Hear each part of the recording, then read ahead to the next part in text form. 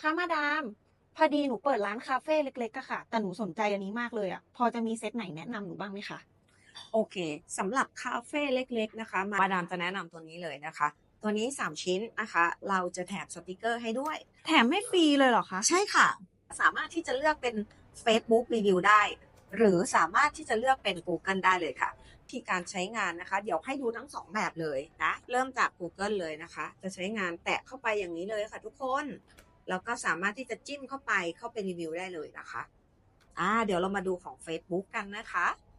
Facebook ใช้งานเหมือนกันเลยค่ะแตะเข้าไปนะคะตึ้งเลยนะคะแล้วก็เข้าไปดูเนาะ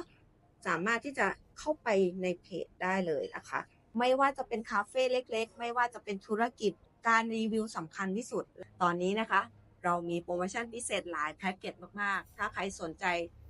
ติดต่อมาตรงนี้ได้เลยค่ะอินบ็อกซ์เราได้เลยค่ะติดตามไว้นะ